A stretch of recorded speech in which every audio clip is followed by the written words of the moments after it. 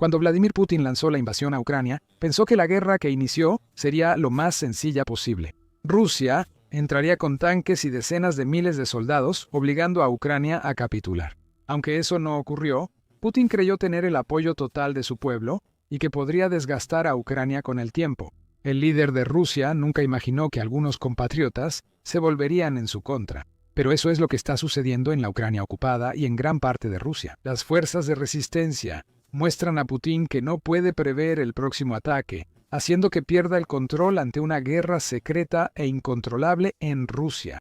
En un informe del 2 de diciembre, Euromaidan Press revela que Rusia enfrenta un gran problema con la resistencia, escondiéndose en las sombras y esperando constantemente su oportunidad para atacar. Estos movimientos incluyen a ucranianos en zonas ocupadas y a rusos dispuestos a luchar contra Putin en su país. Estos movimientos son peligrosos, efectivos, y han realizado ataques en Rusia, ante los que Putin y su ejército no tienen defensa. Incluso los servicios de inteligencia rusos parecen indefensos mientras los ataques llegan de Melitopol a Moscú, según Euromaidan Press. Y no es solo que Rusia esté siendo atacada en su propio territorio. Estos ataques parecen coordinados, lo que indica que la resistencia clandestina ha crecido tanto que Putin ya no puede contenerla. Una serie de ataques de partisanos en noviembre ha mostrado lo extensa que es ahora esta red de resistencia. Y todo comienza en Melitopol. Euromaidan Press informa que partisanos intentaron detonar un vehículo con una tripulación rusa de drones que iba a una operación. Para Ucrania, este fue uno de los pocos ataques fallidos de la resistencia, ya que la tripulación del dron sobrevivió porque el coche no explotó. No es el único esfuerzo de los partisanos ucranianos en Melitopol. La región, controlada por Rusia desde el inicio de la invasión de Putin, es un foco de resistencia. En octubre de 2023, los saboteadores probaron que explotar autos funciona al lograrlo y matar a varios ocupantes rusos. El Express informó sobre el ataque en ese momento, señalando que Rusia intentó afirmar que un cortocircuito había provocado el incidente. Pero ese no fue el caso en absoluto. Hace 2 años los partisanos ya actuaban. Rusia reconoce el problema de resistencia en Ucrania. En junio, Pravda reportó que Rusia sentenció a una familia de la región por colaborar con Ucrania y realizar un sabotaje ferroviario. Esa captura fue uno de los pocos éxitos de Rusia contra los partisanos ucranianos. Rusia sentenció de 20 años a cadena perpetua a los 3 combatientes de la resistencia. Sin embargo, no bastó para que otros partisanos de Melitopol detuvieran sus operaciones.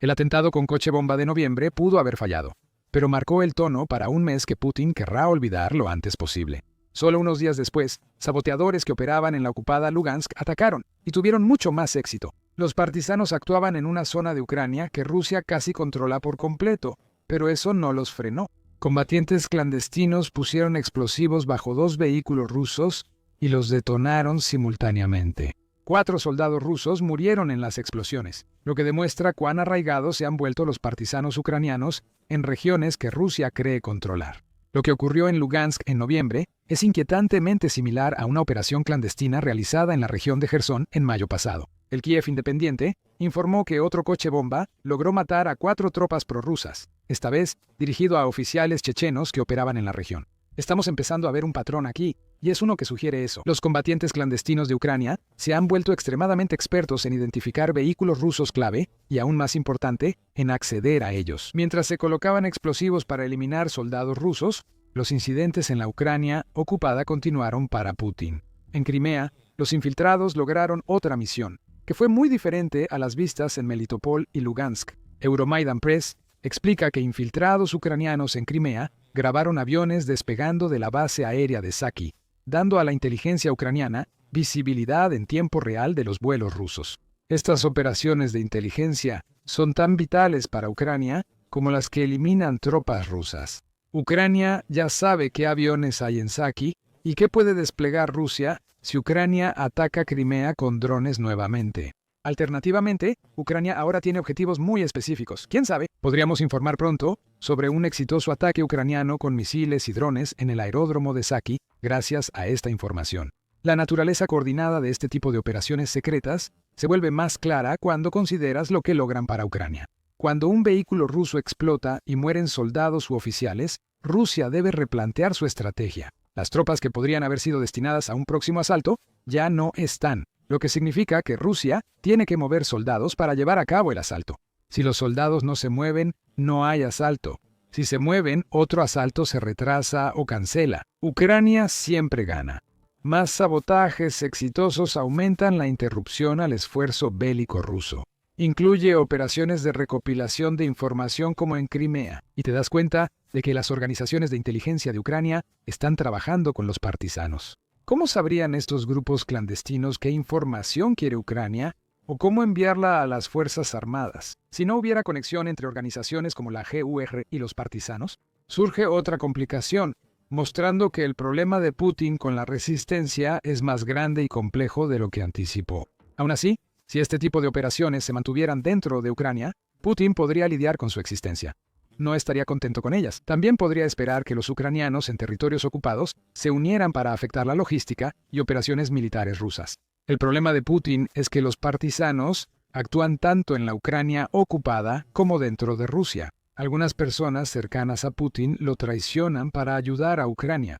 Durante el mismo mes en que se llevaban a cabo las 3 operaciones de las que hemos hablado en la Ucrania ocupada, miembros de la resistencia dentro de Rusia estaban realizando sus propias operaciones.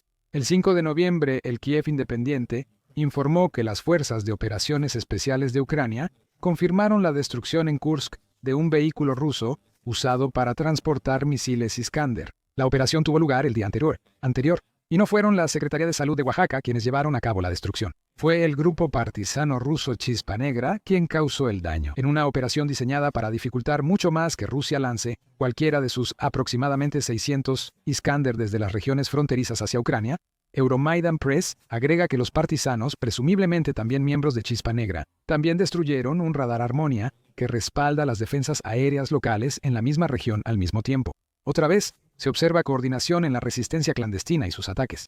Destruir un vehículo de transporte reduce la capacidad de Rusia para atacar Ucrania por aire. La destrucción de un radar complica que las defensas rusas detengan drones y misiles ucranianos en Kursk. Eso abre oportunidades para que las fuerzas de Ucrania lleven a cabo ataques más exitosos en la región, o aprovechar un corredor aéreo recién abierto que pueden usar para volar a través de Kursk en su camino hacia los objetivos. En Rusia, cada ataque busca que Ucrania debilite la maquinaria de guerra rusa internamente. El fallido atentado en Melitopol anticipó futuros hechos en Ucrania ocupada, igual que el sabotaje en Kursk inició más ataques secretos en Rusia.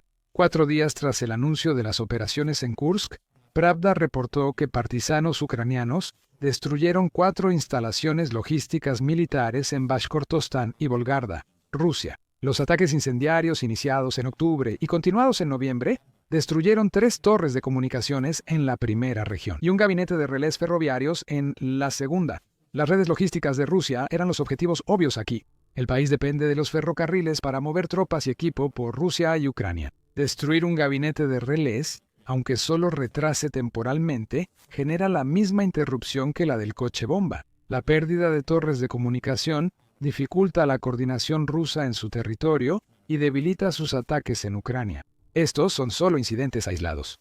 Como informa Euromaidan Press, Putin y sus compinches están enfrentando una ola cada vez mayor de este tipo de ataques clandestinos, y no tienen absolutamente ninguna respuesta para ellos. En otra ola de incidentes que se extiende desde Moscú hasta Irkutsk, se incendiaron paneles eléctricos, cajas de relés e infraestructura ferroviaria, y los funcionarios locales describieron los incidentes como fallas técnicas inexplicables. La última línea te dice todo lo que necesitas saber sobre cómo Rusia está intentando manejar lo que está ocurriendo en su territorio en este momento.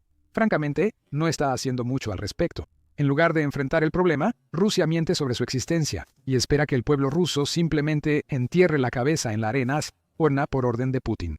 Sin embargo, con estos actos de sabotaje volviéndose tan comunes, cada vez le resulta más difícil al Kremlin ocultar el hecho de que Ucrania tiene una red clandestina de simpatizantes extremadamente activa dentro de Rusia, que además es muy eficaz en lo que hace.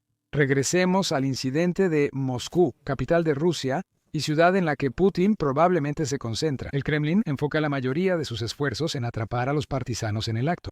Pero si ese es el caso, esos esfuerzos están fallando. El 1 de noviembre, el Kiev Independiente informó que la Dirección Principal de Inteligencia del Ministerio de Defensa de Ucrania realizó un devastador ataque con drones contra el oleoducto Ring. Transporta hasta 3 millones de toneladas de combustible para aviones y millones de toneladas de gasolina y diésel diariamente. El Kiev Independiente informa que el ataque fue realizado con drones, lo que indica que los partisanos en Rusia no participaron. Sin embargo, Euromaidan Press relaciona el ataque con infiltrados en Moscú. Quizás esos infiltrados no realizaron los ataques ellos mismos. En cambio, puede que hayan hecho algo similar a los partisanos que operan en Crimea, proporcionando a la Dirección Principal de Inteligencia del Ministerio de Defensa de Ucrania fotografías e información que permitieron el ataque con drones, sobre lo cual informa el Kiev Independent. No lo sabemos, y ese es el punto. Rusia tampoco. Y Putin se estará arrancando lo que le queda de cabello mientras intenta averiguar cómo lidiar con fuerzas sombrías que están fuera de su alcance, causando estragos dentro de Rusia. Lo que Putin no quiere admitir, aunque lo tiene justo frente a él, es que el principal problema de Rusia no es que existan estos grupos clandestinos. Han estado aquí desde el inicio de su invasión. El problema mucho más grande es que estos grupos están creciendo, lo que significa que lo que vimos en noviembre es peor que lo que estaba sucediendo apenas un año antes. A medida que crezca la resistencia, las operaciones en Rusia y la Ucrania, ocupada en noviembre, parecerán un juego de niños. En comparación con la próxima oleada de sabotaje y recopilación de información que afectará a Rusia en el futuro, la resistencia a Putin ahora es una forma de vida para muchos en Rusia.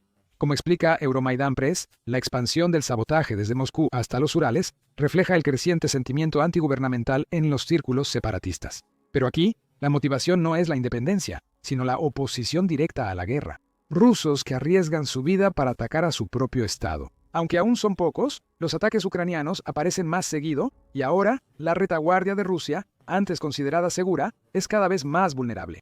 Si no son drones y misiles destruyendo refinerías, son los mismos rusos de Putin saboteando y poniendo en riesgo el esfuerzo bélico ruso. Francamente, Putin debió haber visto todo esto venir. Atrás, en marzo de 2024, Ada Blakewell, de Novaya Gazeta, escribió un artículo para Vox Europe, en el que señaló que el enfoque de Putin en exiliar, encarcelar y directamente asesinar a los críticos más vocales del Kremlin lo ha llevado a ignorar la resistencia clandestina muy real que se está formando en Rusia. Esa resistencia comenzó siendo pequeña.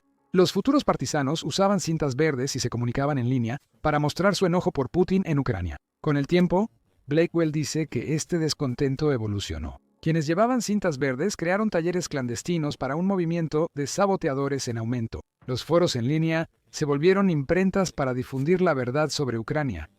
Poco a poco, el movimiento crecía.